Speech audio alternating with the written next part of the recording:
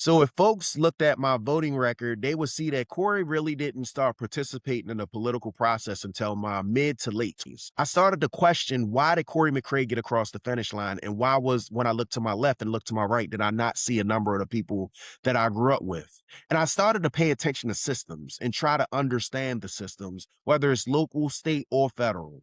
And then what I did was I tried my best to get behind other people that was running for office. No one really wants to put themselves forward. So I said, hey, if Terrence goes forward, I'm going to make sure that I support. I'm going to make sure that I donate. And what I found was a number of the people that had great hearts, had an assignment, had a mission, couldn't cut through because the systems wouldn't allow them to be able to do so.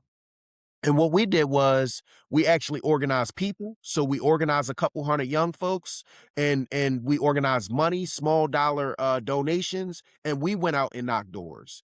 What we did was we talked to the grandmothers who saw me as their grandson. We talked to the mothers who saw me as their son. We talked to our peers and letting them know I got your lived experience. So I never stepped one foot, not one foot in the Maryland House of Delegates or the Maryland State Senate prior to serving. So I was unfamiliar with the process. I did know that I had a will to serve my people. I did know that my heart was in the right place, and I had a work ethic to be able to go in and understand the system and figure out how to make it work for the people back home. And I think that folks would say that we've been successful at it. Many people, especially when I first got here, would say that he's a legislator to watch. And all I did was pay attention. I wanted to meet with the good people, the bad people, the in-between people to understand, how did the system work? How do you change the system that is in front of you? And that's all I did, was just soak up that knowledge capture of being able to understand it. I think that I did one term in the House of Delegates, and I realized that the power is in the Maryland State Senate simply because of the sheer numbers. House, there's 141 members,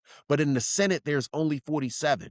So a lot of the decision making that comes to the Maryland State Senate first, and I wanted to be a part of that conversation. And I talked about some of the policy things that we've been able to do, but let's talk about, my folks like to see tangibles, visible stuff they can actually touch. So if you go to Green Mountain Chase, you will see the first public library that's opened in the city of Baltimore the last 15, 20 plus years. And we just did the ribbon cutting about 2, 3 months ago. For folks that live in the Furley community, right there off of Moravia Road, you'll see that Furley had to do an emergency evacuation 10 years ago because the school building was sinking, and they moved into the old Thurgood. This is the first school year where they actually were able to come because of the $30+ million investment in building the new elementary school there.